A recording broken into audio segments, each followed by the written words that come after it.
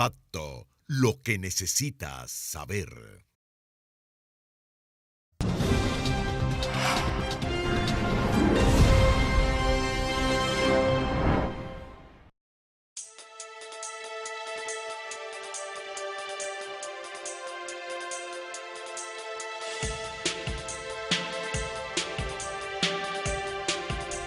Muy buenas tardes, amigas y amigos televidentes. Este es su programa Tiempo de Renovación. Tiempo de Renovación, programa que se transmite todos los días de lunes a viernes por sus canales 22 y 52 de Teleimpacto. Gracias a los que nos ven a esta hora de 5 a 6 de la tarde y muchas gracias también a los que nos ven en tanda diferida de 1 a 2 de la madrugada. Así es que muchas gracias por estar con nosotros en este su programa Tiempo de Renovación. Hoy es martes, 5 de febrero del año 2019. Faltan 329 días para que llegue el año 2020. Y en los hechos que ayer fueron noticias y hoy son parte de la historia, un día como hoy, pues en el año 1822, inicia la ocupación haitiana. Las tropas invasoras haitianas, comandadas por el general presidente, precisamente el presidente Jean-Pierre Boyer, llegan hasta la comunidad de Baní. Recuerden que venían divididas en varias columnas, una por Santiago, otra por la parte sur. Hay que notar que los dominicanos no ofrecieron ningún tipo de resistencia a esta invasión. Inclusive llegó hasta la capital y no hubo resistencia alguna. Esta invasión inició en esa fecha, en ese día, y duró hasta el año 1844, o sea, 22 años de ocupación haitiana. Una de las cosas importantes que tuvo esa ocupación fue que en este país existía la esclavitud, aunque era una esclavitud patriarcal, no una esclavitud como la que existía en Haití, y fue abolida por Boyer. 1918 inicia su gestión como gobernador militar interino el oficial del ejército norteamericano J.M. Pendleton. Te recordarán que la República Dominicana fue invadida por primera vez por los soldados norteamericanos en el año 1916 y se retiraron en el año 1924. O sea, duraron 8 terribles años en la República Dominicana y quien gobernaba el país era un oficial del ejército norteamericano designado por el presidente americano. 1948, mediante el decreto 4918, es creado el Cuerpo de Aviación Militar y su Estado Mayor, desligándose totalmente del ejército de la República Dominicana, Ejército Nacional, que así se llamaba. Hoy se llama Ejército de la República Dominicana. Así es que hoy cumplen año la aviación militar dominicana, fundada en el 48, de manera que tiene 71 años de fundada. Felicidades a los miembros de la aviación militar dominicana. 1973, el presidente del PRD, profesor Juan Bosch, se oculta para evadir su detención por las autoridades, o sea, se va a la clandestinidad. Luego de anunciarse de manera oficial el desembarco por playa Caracoles de un grupo de hombres armados encabezado por el coronel Francisco Alberto Camaño Deñó. Este ocultamiento se debió a que Las autoridades en ese momento eran el presidente Joaquín Balaguer y los militares insistían en que Juan Bosch era cómplice o participaba como tal de la llegada y la organización de la regrilla de Alberto Camaño de Ño, algo que era totalmente falso, ya que Juan Bosch había dicho y repetido varias veces que no sabía realmente dónde se encontraba el ex coronel y presidente constitucional de la República en armas, el coronel Francisco Alberto Camaño de Ño. No obstante, el expresidente Juan Bosch se fue a la clandestinidad, duró un poco tiempo y después, por garantía del gobierno, regresó nuevamente a ejercer su actividad política. En el 1973, entonces, se registra, este mismo día, el primer enfrentamiento del grupo guerrillero con las fuerzas regulares, o sea, el grupo guerrillero de Camaño, las fuerzas regulares, ultimando a 3 militares e hiriendo a otros. En el 2018, el secretario de Estado de los Estados Unidos, Rex Tillerson, reconoce durante su visita en Perú que su país es el mayor consumidor de la droga proveniente de Latinoamérica. De manera que al reconocer eso, las razones por las cuales los países, los traficantes y los productores de droga tienen mercado. Mientras existe el mercado, existirá la venta y distribución de drogas, especialmente cuando ese mercado es pago en dólares. Eso reconoció el secretario de Estado, que es lo mismo que decir que el canciller Rex Tillerson de Estados Unidos. Eso fue en Perú.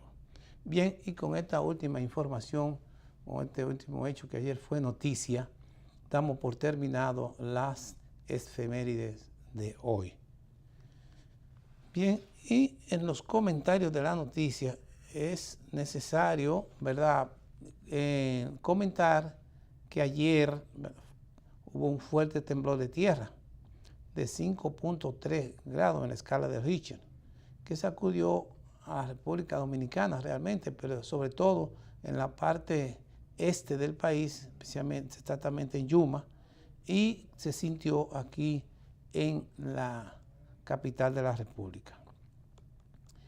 Parece que el temblor de tierra fue muy fuerte y muy grande porque, según la información de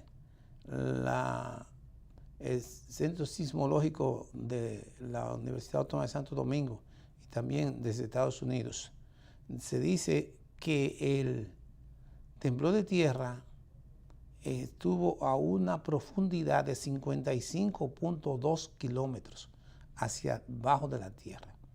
De manera que si ahí fue que se originó el epicentro, hay que ver que tiene que haber sido muy, pero muy fuerte para llegar a la superficie de la tierra y tener una medida de 5.3 grados en la escala de Richter. De manera que fue un terremoto de mucha fuerte, pero muy profundo.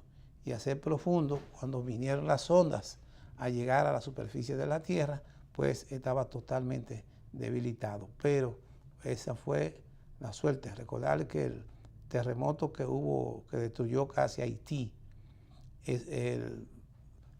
hubo más destrucción porque fue un terremoto que estaba solamente a 12 kilómetros de la superficie de la Tierra.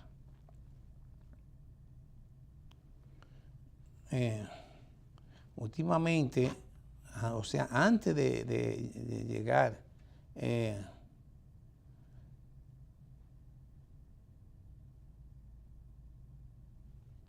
o sea, antes de ocurrir el terremoto de 5.3 en el caso de Richard. Hubieron 20 temblores en las últimas 48 horas. Así es que ojalá sigan siendo temblores de poca intensidad y que no causen daño. Hay que ver que también que este temblor causó daño en varias escuelas de la parte este, exactamente 16 escuelas, porque además que sentirse con mayor intensidad en San Rafael de Yuma, ahí vieron varias escuelas dañadas, también en El Ceibo, en la provincia de Altagracia, que especialmente exactamente en Higüey, se sintió el temblor de tierra y hubieron escuelas que fueron afectadas, o sea, 16 escuelas exactamente. A partir de 28 de este mes,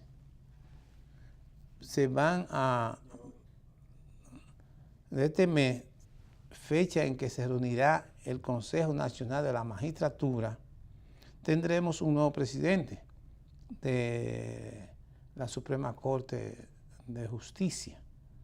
Y no presidente, ya que el actual presidente de la Suprema Corte de Justicia, Mariano Germán, no continuará en el cargo, en el puesto.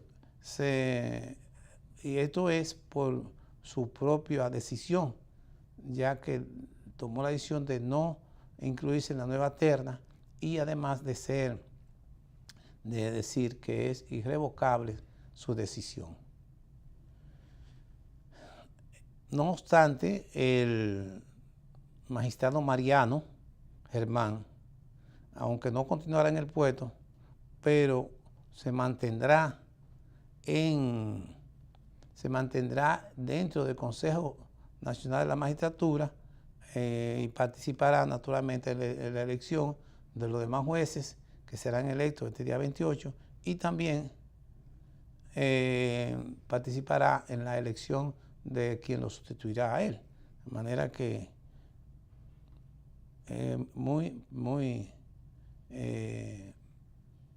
no que lamentable, pero porque en verdad eso es correcto del presidente. Si se siente cansado, si tiene asuntos personales, lo más correcto es salir con la frente en alto desde este alto tribunal.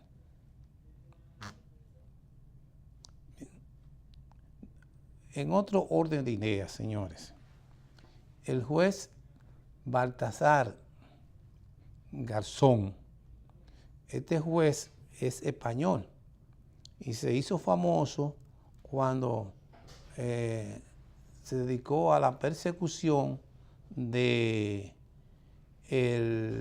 dictador y asesino de Salvador Allende. Se dedicó a perseguirlo, y esta persecución del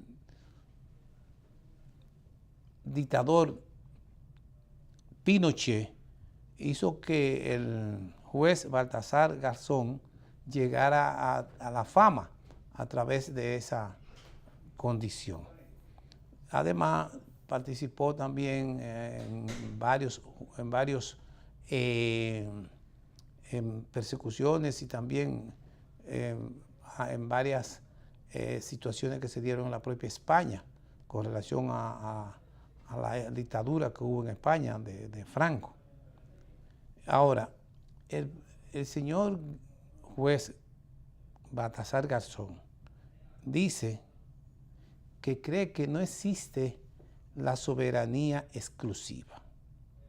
O sea, que según él, la soberanía no son exclusividad de un país, dice él. Pero también además dice que quiere que el consumo de droga sea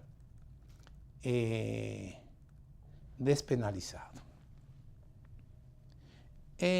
Para él, la globalización extinguió la soberanía de los pueblos. Pero ocurre que sin el concepto de soberanía, el caos se apoderaría de las relaciones entre los pueblos. No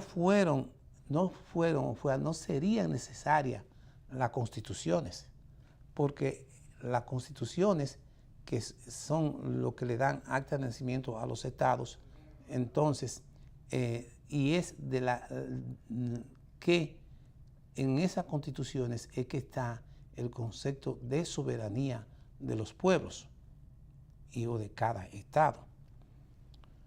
Entonces, por consiguiente, las constituciones no fueran necesarias, ni las leyes, ni los tratados internacionales, ya que si desaparecen la soberanía, tendría necesariamente que ser sustituido por algo parecido o por otra figura que norme lo que hoy es un fuero, la soberanía de los pueblos.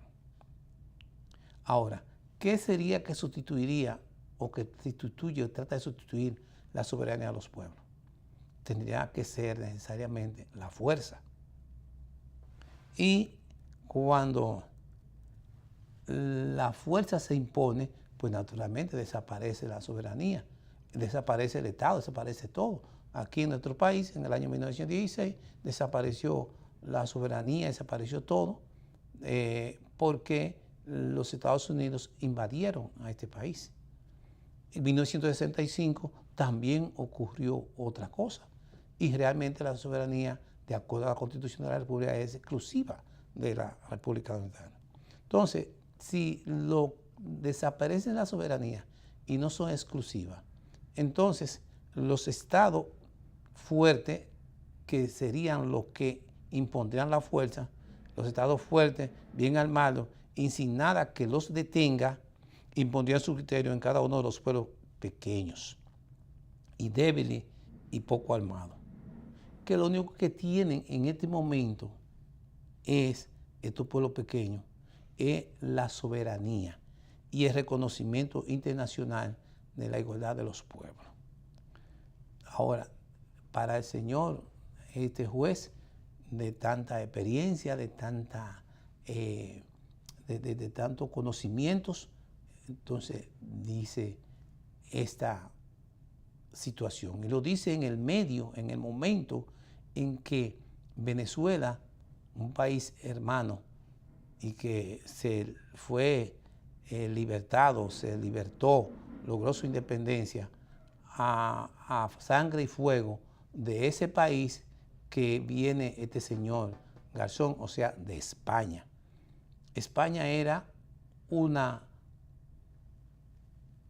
imperio, y en nombre de la reina y de la cruz y de la religión, no solamente expoliaron la tierra de América, sino que extinguieron en la mayoría de los pueblos los aborígenes. Además de extinguirlo, para poder acabar con ellos, con un pueblo organizado y que estaba en un proceso de desarrollo, sobre todo dijeron y tuvieron la teoría de que los aborígenes, que nosotros le decíamos los indios, no tenían alma. Y al no tener alma, pues entonces no eran seres realmente conscientes. Y en nombre de eso, España, de donde es el señor Garzón, trajo como consecuencia lo que luego España fue. No sabemos realmente si la tesis de la que el señor Garzón habla, que lo relaciona con lo internacional, y él mismo dice que es internacionalista, pero realmente la soberanía de los pueblos, para lograrla, siempre ha sido al compás de la lucha, de derramamiento de sangre y de larga lucha, sobre todo contra España y ahora contra otros imperios, en este caso, que no solamente con España como imperio, sino contra Francia, con Inglaterra, contra Holanda y todos esos pueblos antes, y ahora contra Estados Unidos.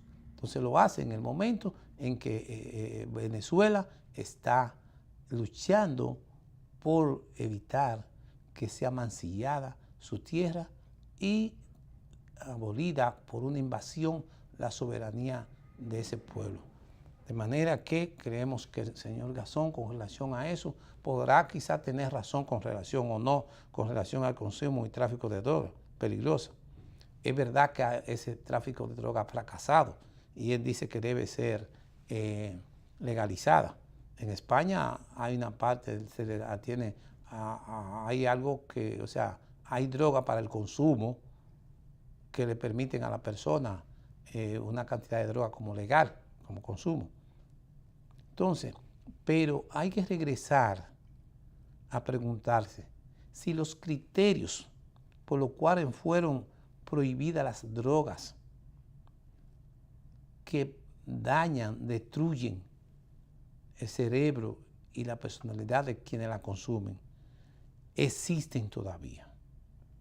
Si existen todavía esos criterios, la lucha y aunque la lucha haya fracasado, es necesario entonces o reiniciar la lucha, revisar la lucha o tratar por todos los medios de que el consumo y el tráfico de drogas, que trae no solamente muerte, sino trae enfermedades y todo lo que puede traer una pandemia, porque eso es más que es una pandemia. Entonces el señor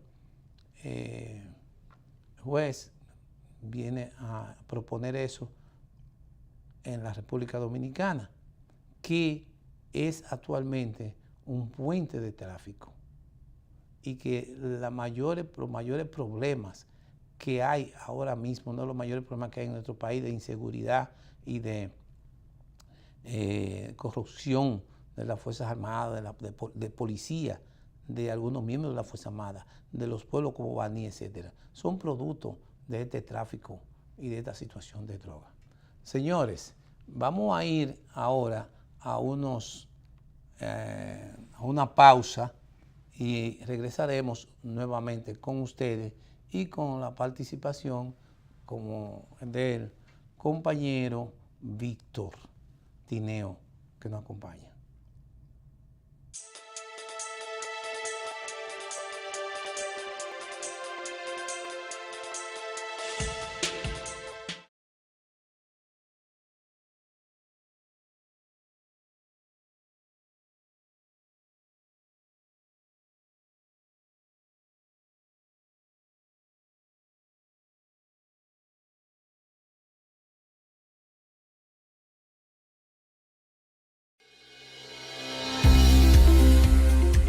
En los últimos 6 años, el gobierno del presidente Danilo Medina ha invertido más de 70.000 millones de pesos en alimentación escolar.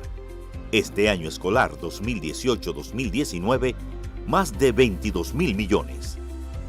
Más de 4.000 centros educativos están en jornada escolar extendida.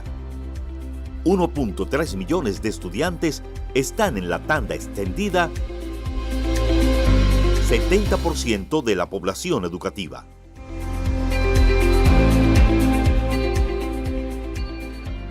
$1,168 suplidores MIPYMES son los responsables de la elaboración con calidad de la alimentación escolar. Diariamente, los estudiantes se van a sus casas con el 70% de los nutrientes requeridos. Así estamos construyendo una nación de bienestar. En el INAVIE somos bienestar.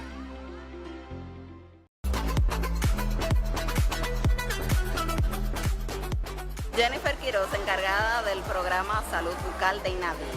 Por 5º año consecutivo estamos realizando el Día Nacional del Cepillado, una iniciativa de la Presidencia de la República para reforzar la importancia del cuidado de los dientes. Estamos realizando esta actividad en conjunto con el Servicio Nacional de Salud, Colgate, la Asociación Odontológica y este año con las estancias infantiles. Estamos abarcando un total de 60.000 estudiantes a nivel nacional. En el INAVIE somos bienestar. Nosotros los padres también somos parte de la revolución educativa que impulsa el presidente Danilo Medina.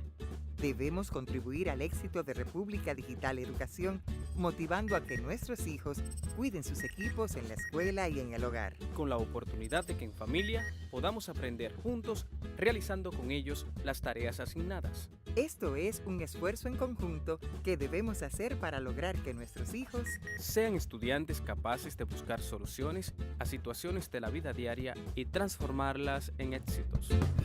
Hoy dejamos atrás la escuela de lápiz y papel y entramos a una nueva escuela de computadoras y contenidos digitales. Esta es la era de la República Digital. Ministerio de Educación.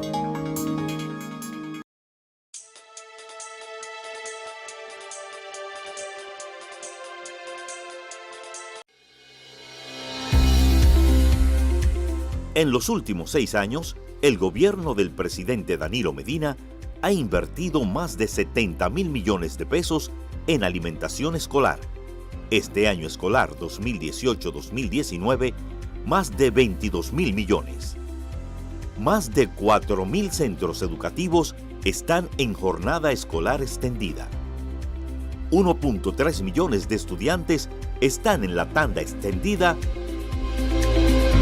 70% de la población educativa.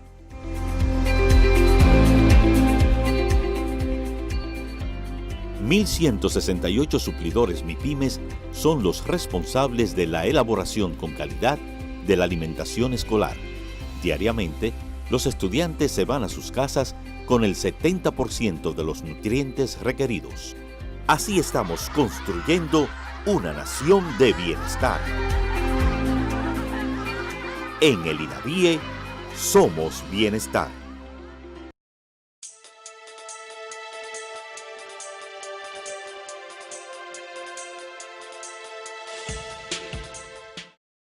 ¡Juro!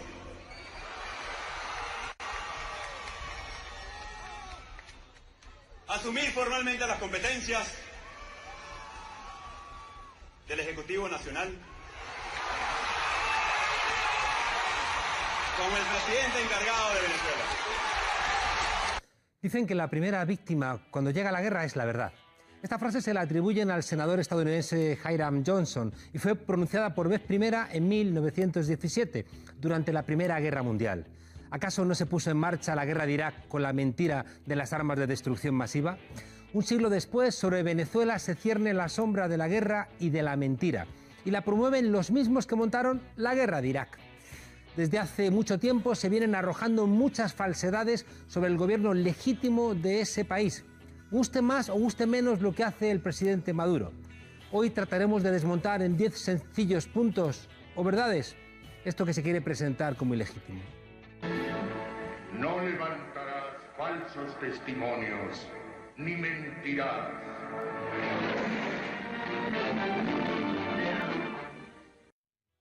1. Claro que hubo elecciones presidenciales, por supuesto. Se realizaron el 20 de mayo de 2018, es decir, antes del 10 de enero de 2019, momento en el que, de acuerdo con los artículos 230 y 231 de la Constitución venezolana, se vence el periodo presidencial 2013-2019. Precisamente se hubiera violado la Constitución si las elecciones se hubiesen realizado después del 10 de enero de 2019, o peor aún, si no se hubiesen realizado. Mentira número 2. Fue la propia oposición venezolana la que solicitó el adelanto de las elecciones. Se realizaron en mayo y no en diciembre, como tradicionalmente se hacía, porque fue la oposición la que lo solicitó en el marco del diálogo en República Dominicana. Ojo. Y además fue la propia Asamblea Nacional Constituyente la que convocó el adelanto de la elección presidencial para así dar el marco legal. Y hay que recordar que la Asamblea Constituyente es la legítima, porque la otra Asamblea nunca aceptó que había 3 diputados elegidos fraudulentamente y no aceptó nunca a su presidente constitucional. Tampoco conviene olvidar que por aquel entonces el terrorismo de la lucha callejera, lo que allí se llaman las guarimbas, costó 114 muertos. 114, muchos de ellos quemados vivos por una oposición llena de odio, que intentó incendiar guarderías, quemó centros médicos, transportes públicos, etc.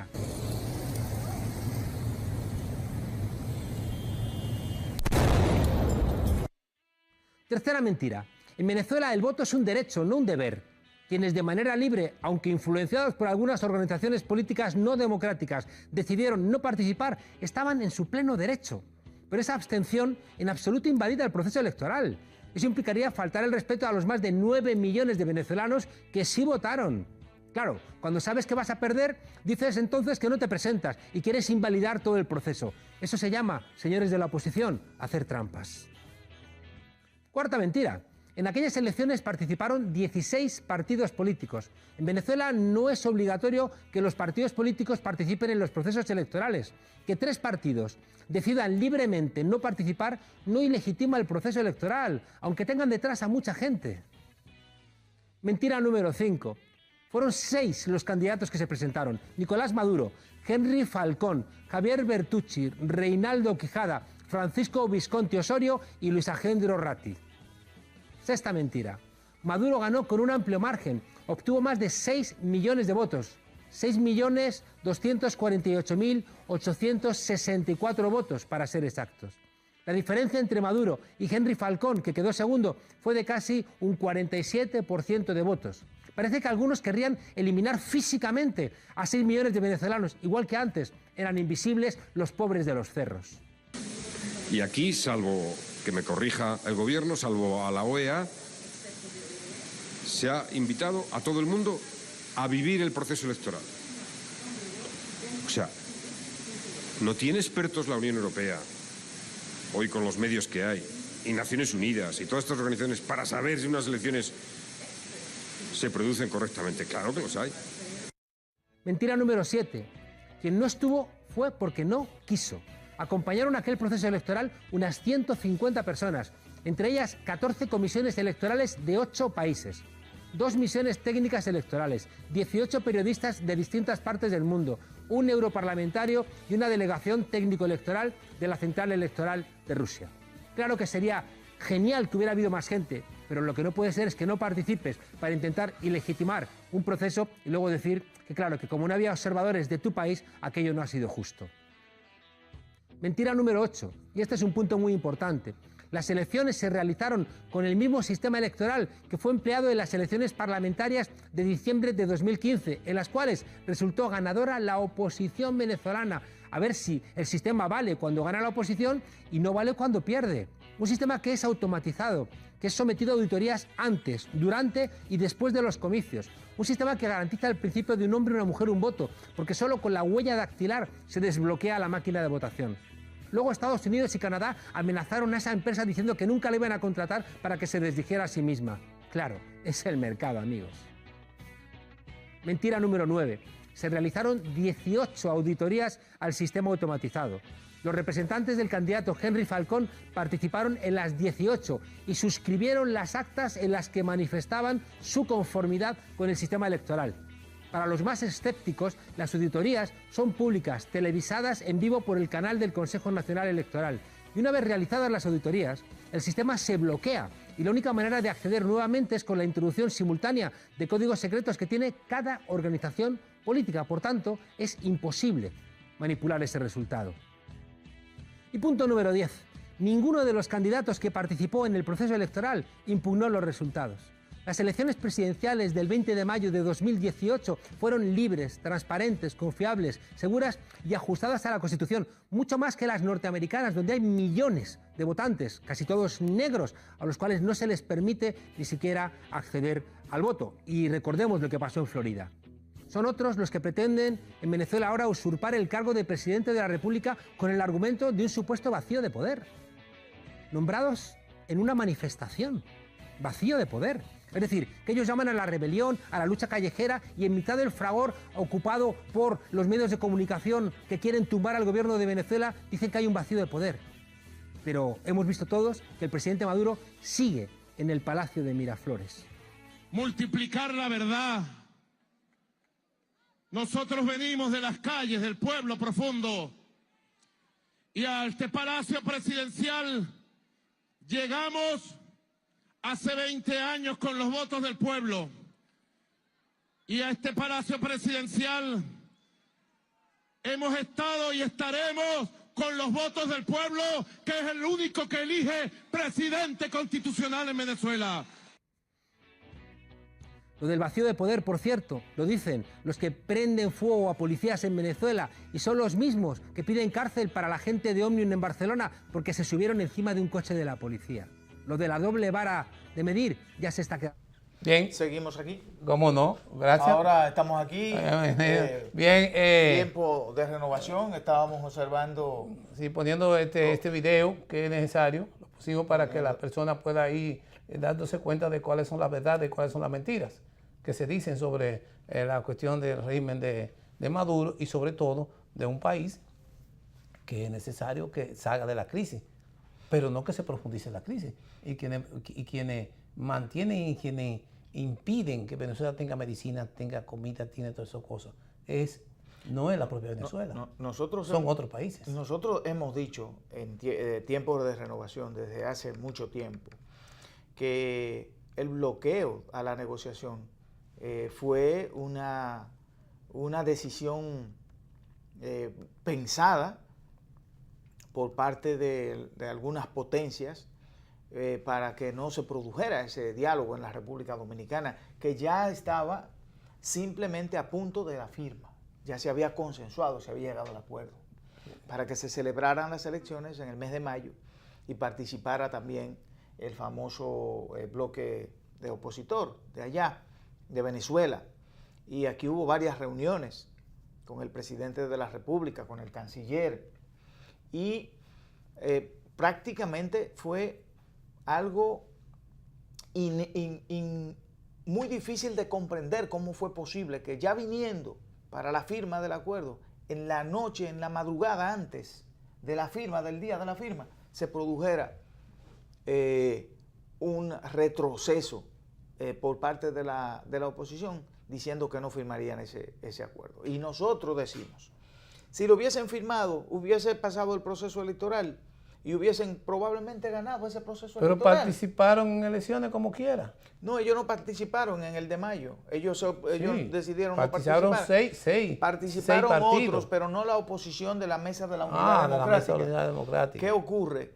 Que eso le dio todo este elemento de carácter jurídico, diríamos, no jurídico, sino de carácter político, porque no hay nada jurídico ahí, sino de carácter político, para presionar a través de la OEA y el señor Almagro, que es prácticamente una persona que no representa a una organización internacional, él representa un punto de vista particular de esa organización, lo que él cree, a partir de lo que parece que le dicen a él que debe hacer, porque él no está jugando el papel de mediador que debe jugar.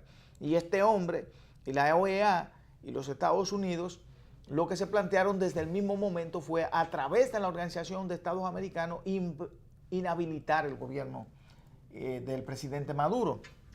Ya a la República Dominicana se le había complicado mucho el papel de mediador y terminó estando del lado, al final, de la parte que no reconoce el gobierno del presidente Nicolás Maduro. Sin embargo, República Dominicana mantiene la postura, la posición de que debe ir al diálogo y que hayan unas elecciones que se puedan realizar en el marco de un gran acuerdo entre lo que la oposición y el gobierno.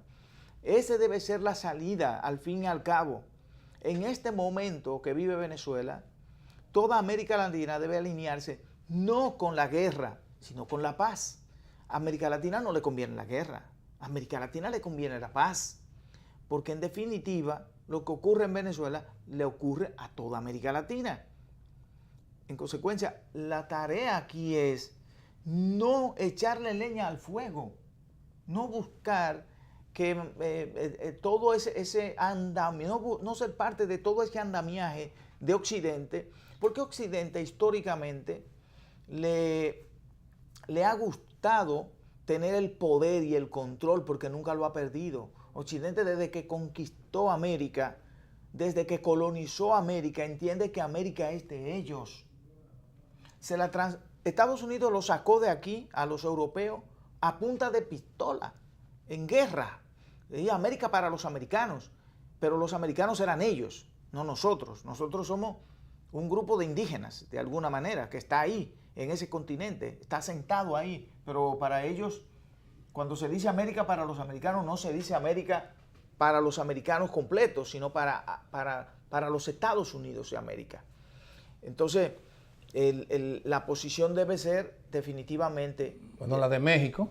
La de México, la de Uruguay, la del Papa, la de República Dominicana, bueno, y la de alrededor de unos 70 países más, que eso es lo que están promoviendo. Bueno, y ahora también, nunca en la historia de un país, por cierto, se había visto que una persona cualquiera se declare presidente. En una plaza pública. En una plaza pública. Por ejemplo, y que Europa, con toda una tradición donde nacieron los derechos humanos, donde nació el Estado, nació la condición jurídica del Estado, donde nacieron todo ese tipo de cosas. Ve, Francia sobre todo, Inglaterra, todo eso. De repente estén reconociendo algo que no existe. Porque ese señor que se declara el presidente ante en la calle, eso no existe como tal. De manera que ojalá no, parece que en ese sentido es que se va. Y no es ni es prudente, ni es justo, ni es humano que se le niegue a Venezuela, al pueblo venezolano, venderle comida a su gobierno, venderle medicina y venderle otro solamente con el fin de que ese pueblo se subleve.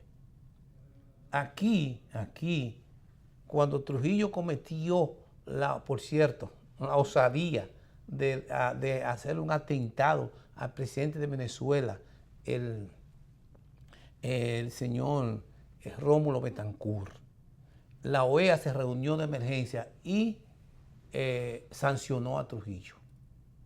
Sancionó aislándole y un bloqueo. Bueno, ocurre que Trujillo, lo que duró después de eso fue unos meses. Matan a Trujillo, desapareció el bloqueo. Pero, ¿qué ocurre? El pueblo dominicano sufrió la consecuencia de ese bloqueo. El pueblo dominicano tuvo situaciones muy difíciles. O sea, no es justo, es criminal los bloqueos. Son criminales. Entonces, ojalá que en Venezuela se pueda dar inicio a un diálogo. Pero un diálogo que se respete las cuestiones acordadas y no que por una llamada telefónica, como esto decía, no entiendo por qué el diálogo aquí en República Dominicana fracasó cuando el segundo día se iba. Pues fue la llamada de Pompeo. La llamada. ¿Cuál era en ese momento? No me recuerdo. Tillerson, o sea, el canciller de Estados Unidos, perdón, o de quien sea. O sea, mientras se debilitan la persona, por ejemplo, ¿quién cree en la oposición de Venezuela ahora mismo? ¿Quién cree? Si cada vez que ha habido, si ellos dicen que es válida la asamblea que eligió el Consejo Nacional Electoral de Venezuela, es válida para darle legalidad a él, a que se haya declarado presidente de la propia asamblea, y no es válida entonces para las otras elecciones. Entonces, es que esa contradicción que se hace evidente en los pueblos, tienden más temprano que tarde, tienden a los pueblos pasarle factura. Bien, vamos, ahí está la cuestión del diálogo, vamos a ver, pusimos ese video para que las personas puedan orientarse mejor de cómo son las cosas. Naturalmente que este es uno de los momentos más complicados que ha vivido América Latina en los últimos tiempos. No habíamos vivido esto desde la Guerra Fría. Después de la Guerra Fría se ha habido procesos electorales. La solución a la crisis han sido a través de procesos electorales.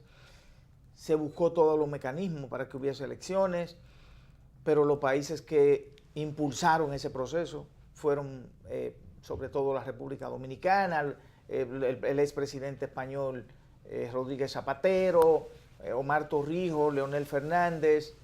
Sin embargo, de los Estados Unidos no apareció ni un Jimmy Carter, ni nadie que tuviera interés en que allí germinara la paz, que hubiera un acuerdo entre las partes y se llegara a un proceso electoral. ¿Tú crees que tienen interés ahora? Tú sabes qué era lo que había. Ahora tienen un interés de sacarlo por la vía de la fuerza.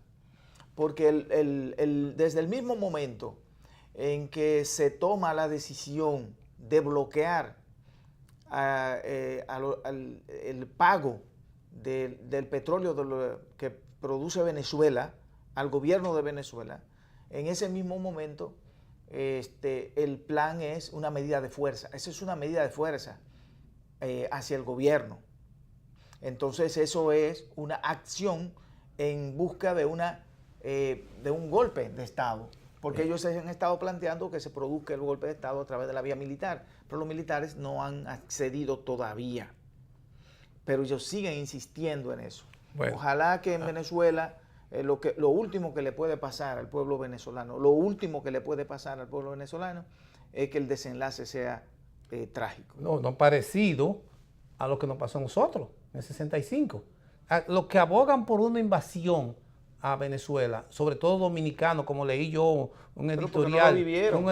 Exactamente. No saben lo que leí es. yo un editorial hoy del periódico Diario Libre, parece una persona la que escribe, que a mí me encanta leerlo, pero tiene una posición en ese editorial hoy terriblemente dañina, y parece que esa persona no se dio cuenta, no supo, o no estuvo, o no le han contado, y es que no estuvo porque quise ser joven, en lo que se llamó aquella invasión de Estados Unidos a República Dominicana. Cuando hay una invasión, cuando hay una situación de ahí, no hay seguridad, no hay comida, no hay derecho que valga. Usted lo que vale es simple y llanamente el arma que usted tiene en la mano. Es miedo, mucho miedo. No se puede concebir. No sé cómo pueden escribir que alguien así, agite, que alguien para una invasión. Estimule. Y más un país como nuestro la que violencia. ha tenido 2 invasiones. Pero esa última de 1965 fue una invasión, primero, injusta, injustificada, violenta y persecutora, inhumana. Todo. Y es eso lo más terrible. Y eso mismo puede ocurrir en cualquier pueblo, porque toda invasión es una situación grave de violencia. Aquí ha habido, porque algunos dicen, porque en Panamá fue una media hora. Señor, usted está comparando a Panamá con Venezuela. Pero eso es una equivocación rotunda. Venezuela es otra cosa. Venezuela no debe pisar un pie el ejército de los Estados Unidos. Ni de ningún ejército tampoco, ni de Colombia, ni de ningún otro.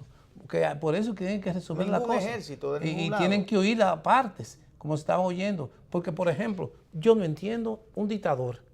Si hubiera sido dictador, tú imaginas que aquí cuando Trujillo, o cuando Hitler, o cuando Mussolini, o cualquiera de esos dictadores, se le declarara una gente dentro de su propio país presidente, ¿qué iban a hacer con él? ¿Qué hubiesen hecho si Guaidó se hubiera declarado aquí cuando Trujillo? O cuando Somoza, o cuando Pinochet, o cuando...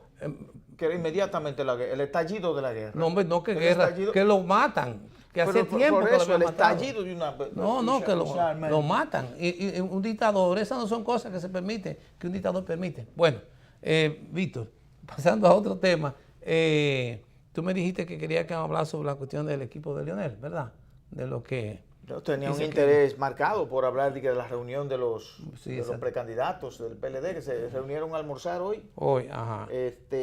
Tuvieron ahí Reinaldo Pare Pérez, ajá, Temístocle Montaz, Carlos Amarante Baré. Sí. También estuvo Radamés Jiménez. Segura. Radamés Segura. Y me falta uno, Francisco Domínguez. Francisco Domínguez Brito. No invitaron, parece, a Manuel Crespo y a Hipólito Polanco, que tienen todo el derecho también de participar en ese proceso electoral. Todo el derecho. No, sí, ellos tienen todo el derecho, son compañeros que se han ganado ese derecho porque tienen muchísimo Manuel tiempo Crespo, participando en el Partido de la Liberación Dominicana. Hipólito Polanco también. Hipólito Polanco incluso sometió al presidente Medina a la OEA en el proceso anterior, porque él no tuvo derecho a la participación, porque fue un proceso en el que no hubo participación de los diferentes compañeros en ese proceso electoral, pero ahora quieren participar. Entonces, ¿qué es lo que ha pasado? Se reúnen, pero no ha trascendido lo que se trató. Naturalmente. A menos que usted tenga alguna información. No. Ratón de biblioteca. No, muchas gracias por ese elogio. Sabe que los ratones de biblioteca son eso, ratones. Mira, pero de biblioteca. No importa lo que sea. Es que buscan información. No pierden su condición de ratón, pero déjame decirle. No, lo que sí es, quería decirle, vamos a unos 2 minutos para irnos ahora, es que con la visita de Radamés Jiménez y también del ex ministro de Salud Pública al secretario general Reinaldo Pared, para decirle quién había sido que estaba detrás del problema de lo que se llama la campaña sucia contra Leonel Fernández. Y identificaron al señor de los Santos. Bien. Ahora, también dijeron que no involucraban al Estado, al presidente de la República, ni cosas por el estilo. Entonces ahora en Estados Unidos, en New York, el miembro del comité político, Frank Almeida Rancière, dice que el equipo de Leonel no le va a contestar a Quirino. Bien, entonces quiere decir que están poco a poco las cosas organizándose. Ahora, la verdad es que a Quirino mi idea no es no contestarle, eso no es. ¿No? A Quirino debe ser sometido a la justicia por difamación, sometido a la justicia para que pruebe de una vez por todas lo que dice. Según dice el señor de los Santos, él le dijo a Leonel Fernández que oyó que Quirino había declarado eso en Estados Unidos. Eso fue todo. Entonces, la situación ha venido. No puede ser que la política dominicana, especialmente la que dirige en el PLD en el poder, un partido que tiene un origen realmente dialéctico, se convierta en un problema de chisme. Él me dijo, yo le dije, le dijo a fulano de tal. Todo el que dice para adelante modifica la realidad. La modifica.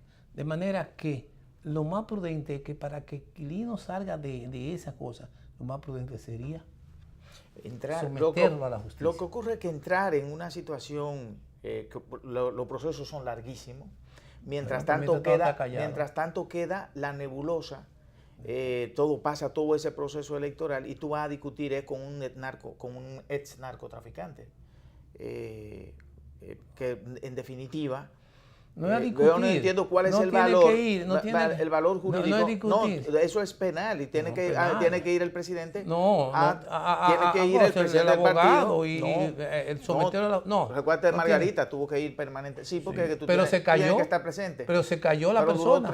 Duró 3 años el proceso. No, se cayó. Desde que entró a la justicia. No se cayó. No, pero desde que entró a la justicia, la situación comenzó aclararse. Lo que sí y Margarita decide la verdad. Lo que yo no entiendo verdaderamente muy interesante, cómo es que los dirigentes políticos de la República Dominicana le dan asidero a un chisme, cuando ellos tienen tantas cosas que plantearle a este país. Porque este país necesita, señores, muchas propuestas todavía sociales. Exactamente. Señores, parece que hemos llegado al final. Mira, yo quiero despedirme con esta frase de Juan Bosch, que dice Juan Bosch,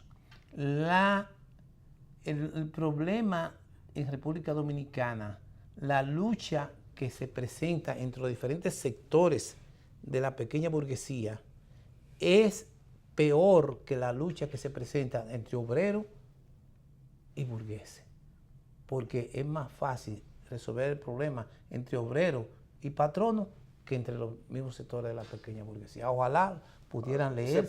Que se pueda llegar a un acuerdo partiendo de eso que usted dice, entonces la cosa está lejos de un acuerdo. Señores, será hasta mañana si Dios quiere.